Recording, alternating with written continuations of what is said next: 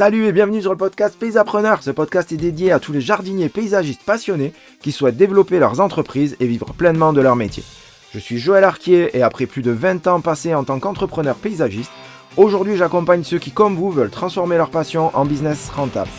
Chaque semaine, vous découvrirez ici des conseils pratiques en matière de stratégie marketing, de vente, de production et de direction d'entreprise qui vous aideront à faire croître votre business tout en gardant un équilibre de vie. Alors, prêt à passer au niveau supérieur ?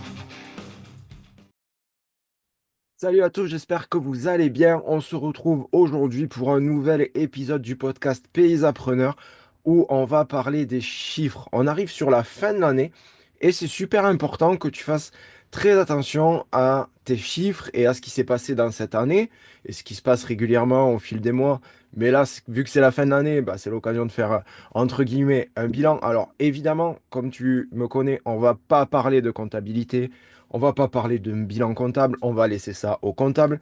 Il va faire sa photo de fin d'année dans l'année quand tu lui donneras, dans l'année 2025, quand tu lui donneras les chiffres. Ça ne nous concerne pas et de toute façon, c'est bien trop long pour pouvoir prendre des décisions. Donc, c'est pour ça que nous, on s'occupe des chiffres là, maintenant, tout de suite, pour pouvoir prendre tes premières décisions sur 2025, commencer 2025 du bon pied, analyser ce qui s'est passé au cours des derniers mois pour pouvoir orienter ton entreprise sur les prochains mois. Et c'est ça qui est le plus important, plutôt que d'avoir des chiffres sur un papier qui s'appelle un bilan comptable. Ça, c'est intéressant.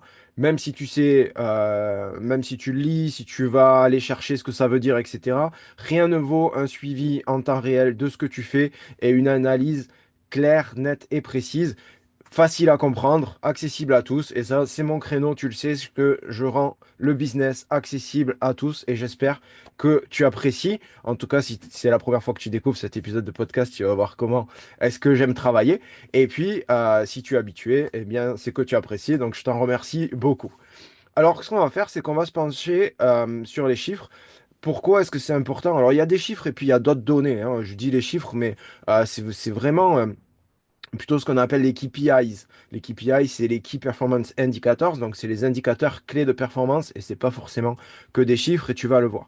Donc, évidemment, dans nos KPIs, quelle est l'idée? Ça va être de bien les utiliser. Ça veut dire que quand on récolte ces données, qu'on les utilise bien, qu'on fait une bonne collecte, une fois qu'on les a, l'idée, c'est pas juste de dire, voilà, j'ai des informations, je les mets dans un coin et je continue comme d'habitude. Non, c'est j'ai mes informations, je les traite et je vois comment est-ce que je peux améliorer les choses. Et là, ça va te permettre de gagner en efficacité dans tes actions. Ça va t'éviter de perdre du temps. Donc des fois, tu te dis, ouais, mais collecter des données, c'est long, ça me prend du temps, après, il faut que je retraite, ça me prend du temps.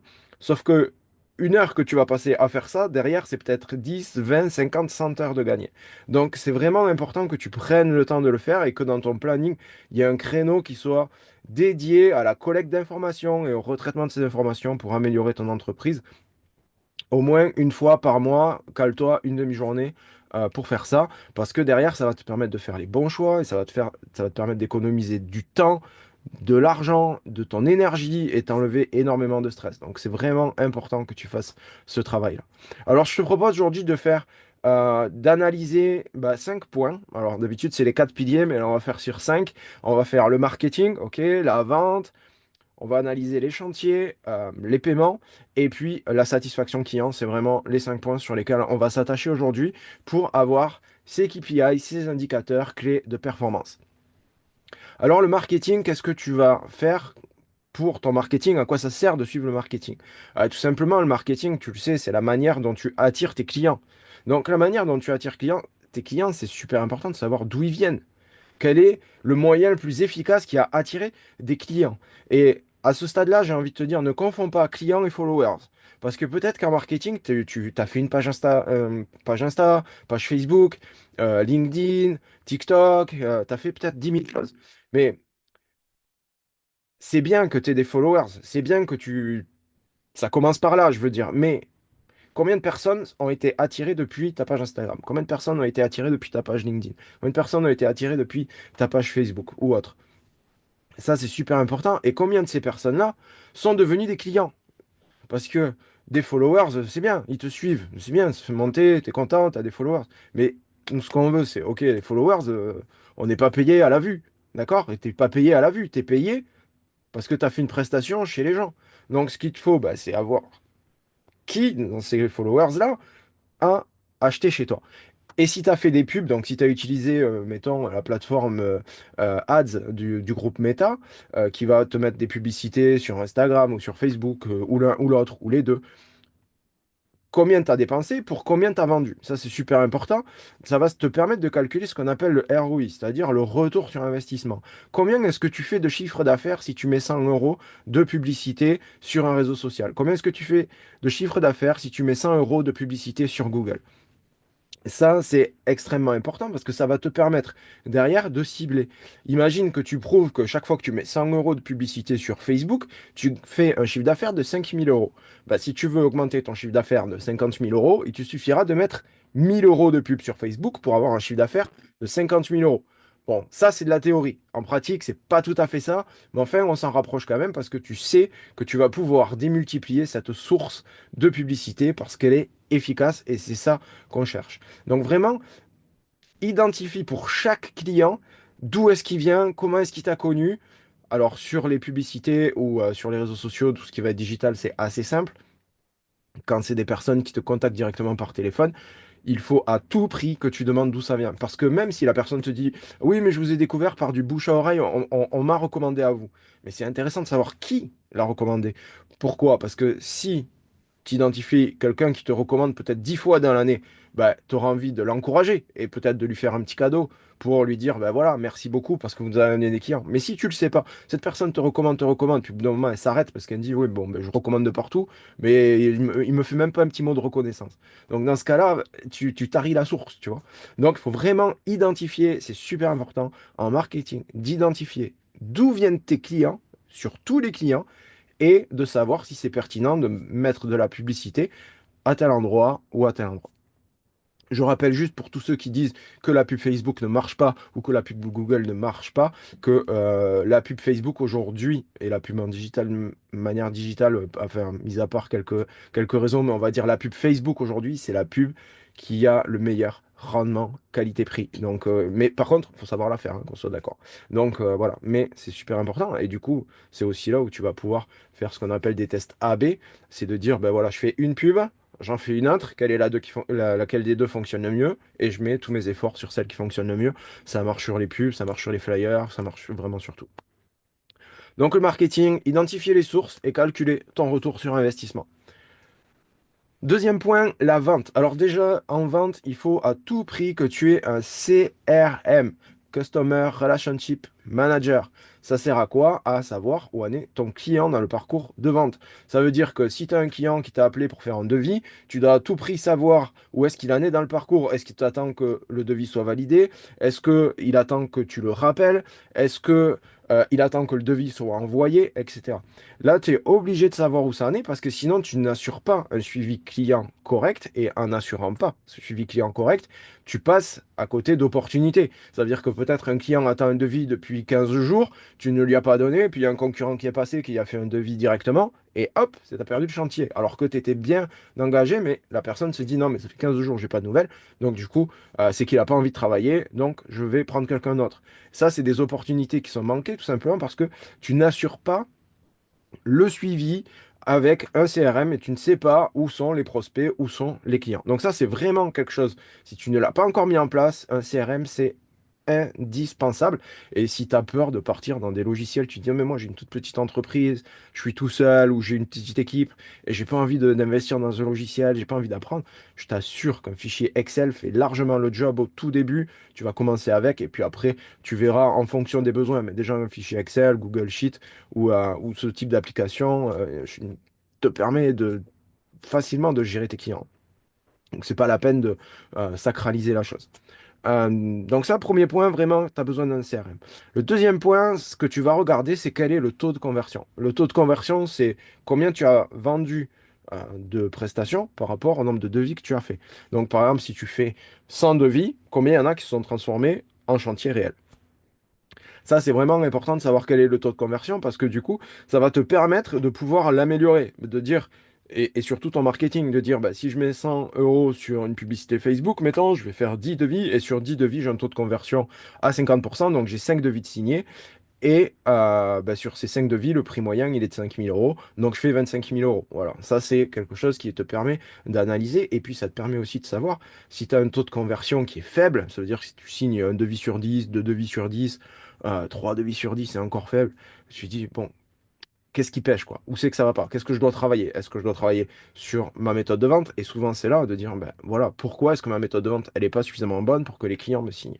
Et ça, c'est crucial de savoir à quelle étape tes clients signent. Ça fait partie des KPIs qu'on va chercher, c'est de savoir à quelle étape les clients signent. Est-ce que tu proposes un devis dès le premier rendez-vous et tes clients signent? Est-ce que tu proposes un devis dès le premier rendez-vous et les clients te rappellent pour signer? Est-ce que tu proposes pas de devis au premier rendez-vous, un devis au deuxième rendez-vous et tes clients après signent après, c'est eux qui renvoient le devis? Est-ce que tu vas au premier rendez-vous, t'envoies le devis par mail et t'attends?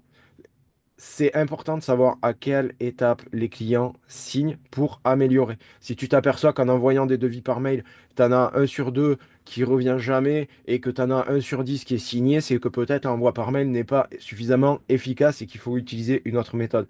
Mais tu ne peux pas le savoir si tu ne l'analyses pas. Donc, il faut vraiment que tu saches à quel moment tes clients signent tes devis et comment est-ce que tu peux améliorer la méthode pour que ça aille encore plus vite. Vraiment important d'aller plus vite. Quand un client se décide à décrocher son téléphone ou à remplir un formulaire sur ton site internet pour que tu le rappelles et que tu prennes un rendez-vous, à partir de ce moment-là, ça doit être fluide et rapide. Ça doit être fluide et rapide. Plus c'est lent et moins c'est fluide, plus ton taux de conversion sera faible. Et si malgré un système lent et pas fluide, tu as un gros taux de conversion, c'est que tu as un problème de prix, c'est que tes prix sont trop bas, clairement. Donc, fait, dans 99% des cas. Donc, voilà, il faut vraiment faire attention à ça, mais super important de savoir à quelle étape en sont tes clients, à quelle étape tes clients signent. Et, on vient d'en parler un peu, mais s'il y a un refus, pourquoi est-ce qu'il y a ce refus? Pourquoi est-ce que les clients n'ont pas voulu valider avec toi? Ben, c'est aussi important parce que ça va te donner un indicateur de ce qui peut se passer. Alors, par contre, il faut faire attention dans l'interprétation du refus. Un client qui te dit, par exemple, je refuse parce que c'est trop cher. Vraiment faire attention à cette interprétation. C'est est-ce que réellement le prix est trop élevé? Mais ça, tu le sais parce que tu connais tes chiffres et tu sais que ton prix il est basé sur tes besoins d'entreprise. Donc, si tu mets 300% de marge, peut-être qu'effectivement ton prix va être élevé. D'accord? Je grossis un peu le trait, mais pour que tu comprennes bien. Par contre, si tu es en mode survie et que tu as des clients qui te disent que tes prix sont trop chers et qui refusent des devis, c'est pas que tes prix sont trop chers. On est d'accord. C'est que le client n'a pas les moyens de se l'offrir ou que tu n'as pas montré au client qu'il avait un intérêt à prendre cette prestation et justement, ça justifiait ton prix. Donc, soit tu dois travailler sur ton avatar client, qui est ton client idéal et comment le trouver, parce que si tu as des clients, trop de clients qui n'ont pas les moyens, c'est que tu n'es pas au bon endroit, tu pêches pas dans la bonne piscine. Tu pêches dans une piscine alors que plutôt que tu pouvais pêcher dans la mer pour attraper des poissons et dans la piscine, bah, les poissons qu'il y a dedans, bah, il n'y en a pas. Donc il faut vraiment que tu sois au bon endroit et donc que tu retravailles sur ton avatar client. Et dans un même temps, ben, si les clients ils te disent, bon, ben, oui, vous êtes trop cher et tout, alors que derrière, tu vois que ils ont une très belle voiture, une très grosse maison et qu'ils ont largement les moyens, et donc c'est pas une question de moyens, et ils te disent, bah, vous êtes trop cher, c'est que toi, t'as pas su leur vendre. Donc là, il va falloir que tu améliores ton process de vente, et ton pitch de vente, et voilà, tu sais que tu dois travailler ce point-là. Mais c'est pour ça que avoir la cause des refus clients, c'est super important. Imagine qu'un client te dise non, mais en fait, j'ai pris quelqu'un d'autre parce que votre devis, vous avez mis trop de temps à me l'envoyer. Tu sais d'où vient le problème. Donc, c'est vraiment, encore une fois, demande et cherche à comprendre pourquoi les clients refusent. Si un client te dit rien, par exemple, c'est pas bon parce que tu sais qu'il a jamais validé le devis, tu sais qu'il a refusé, mais tu sais pas pourquoi. Donc, n'aie pas peur de prendre le téléphone, d'appeler les clients, de te prendre des noms dans la tête. Je veux pas travailler avec vous, mais les noms dans la tête, je veux pas travailler avec vous. C'est aussi très important de leur dire à ce moment-là pourquoi, qu'est-ce qui s'est passé, comment ça se fait, et de comprendre. Sinon, tu vas pas t'améliorer. Donc, il y a besoin de comprendre. Donc, n'aie pas peur de relancer tes clients, même pour prendre des noms dans la tête. C'est des pépites que tu vas devoir après utiliser pour améliorer ton entreprise. Troisième point, les chantiers. Et là, on a la donnée qui va changer ta rentabilité si tu ne la traques pas. C'est celle que tu dois traquer dès demain. Vraiment, dès demain, traque cette donnée-là. C'est le rapport, le temps prévu, quand tu as fait le devis, le temps prévu que tu avais préparé, sur lequel tu as basé ton devis pour faire le chantier, et le temps passé. C'est vraiment la donnée numéro un. Oui, quand tu fais de la création, il y a d'autres données. Il y a de la fourniture, de la machure fourniture, etc. Mais quand même, le plus gros de notre travail, ça reste de la main-d'œuvre. Si tu te trompes dans le temps de main-d'œuvre, derrière, ça va impacter mais toute ta trésorerie. Et si tu ne traques pas en disant combien de temps j'avais prévu pour ce chantier-là et combien de temps j'ai réellement passé pour le faire ou combien de temps mes gars ont réellement passé pour le faire, si tu ne traques pas cette donnée-là, tu ne sauras jamais si tes devis sont bien, si tes devis sont rentables ou si tu dois améliorer ton système de production sur le terrain. Donc vraiment au chantier, temps estimé, temps passé. Que tu sois seul ou avec des gars, c'est la même chose. Tu dois toujours traquer cette donnée-là, temps estimé, temps passé. Parce que derrière, ça te permet aussi d'améliorer ton estimatif de temps. Parce que c'est bien beau le tarif horaire. Tu peux être à 100 balles de l'heure, il n'y a pas de problème.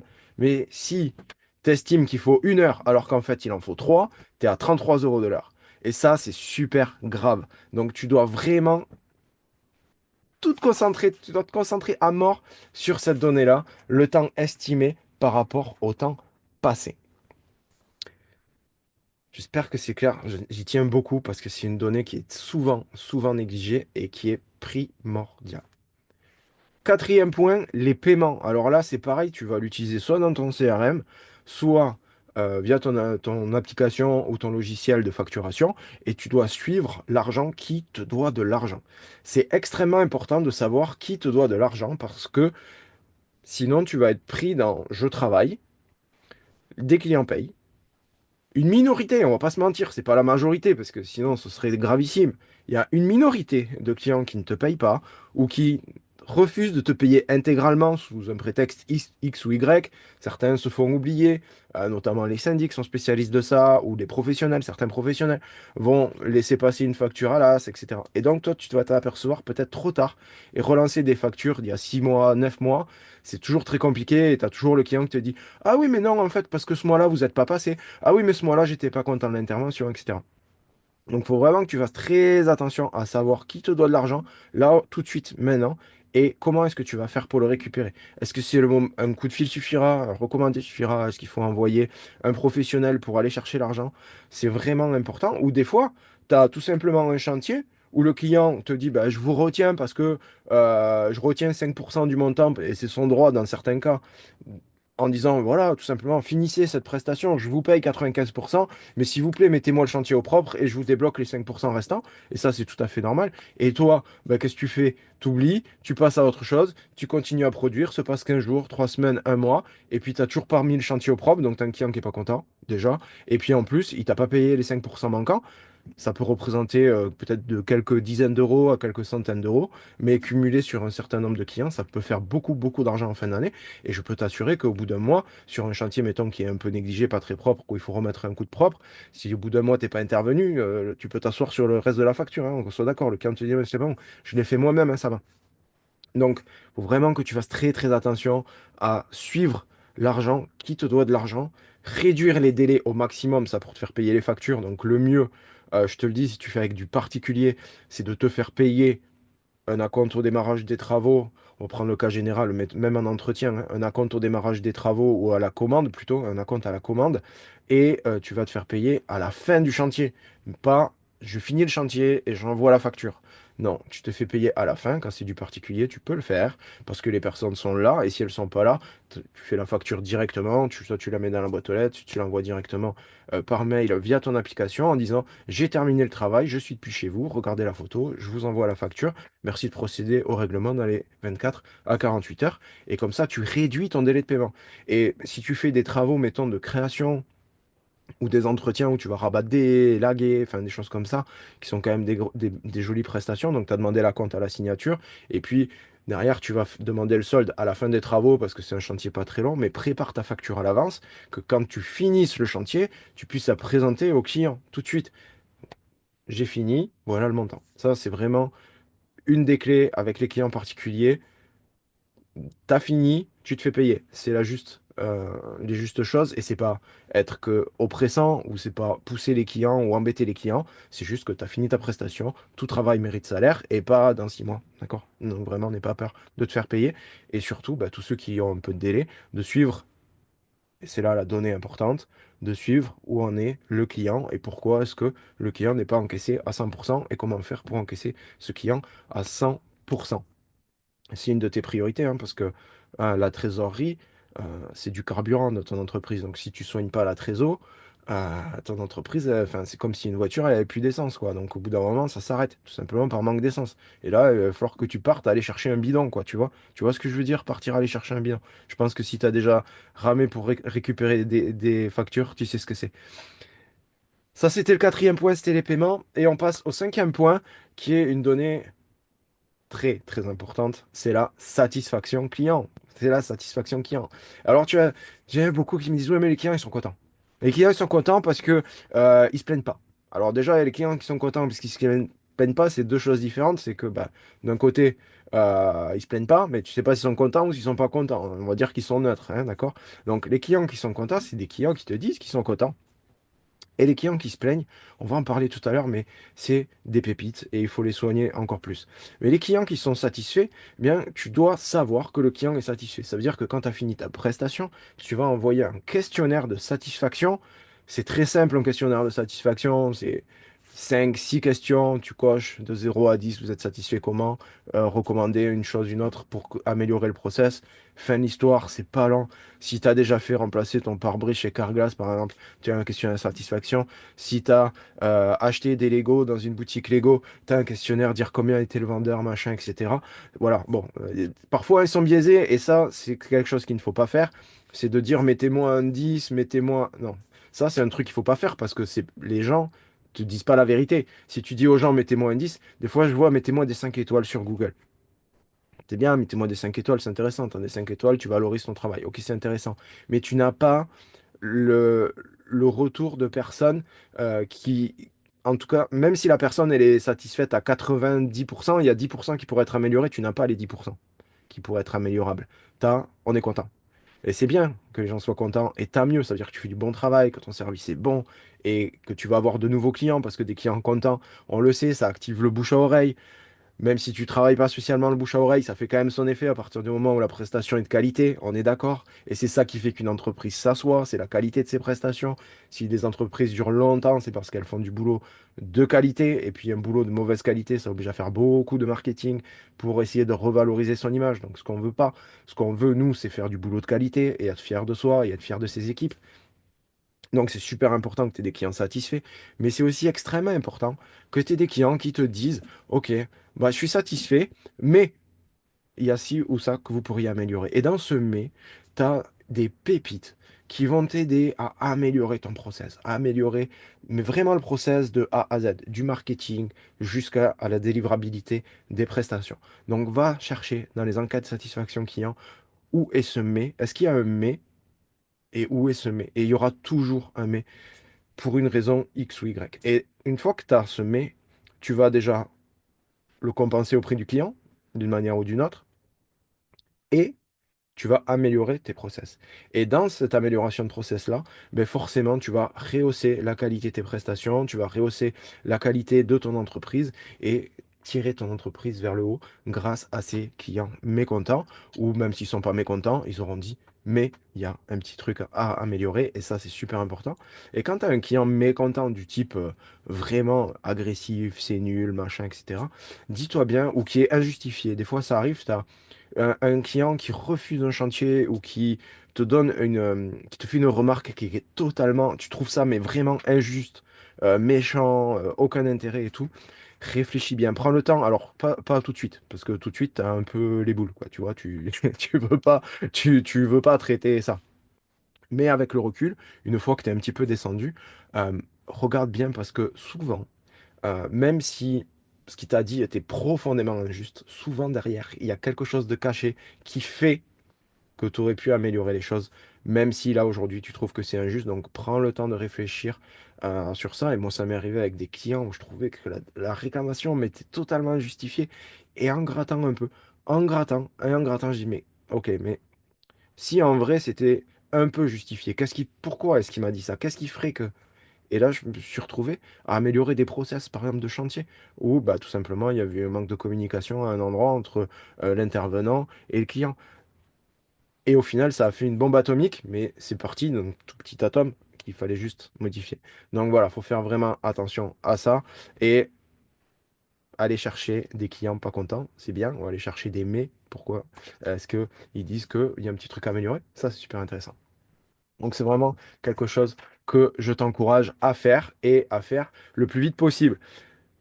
J'espère que cet épisode de podcast a été utile, t'a permis d'avoir des pistes de travail pour cette fin d'année pour pouvoir améliorer et partir sur 2025 avec des bonnes idées, avec des bonnes actions et puis améliorer ton process continuellement, continuellement.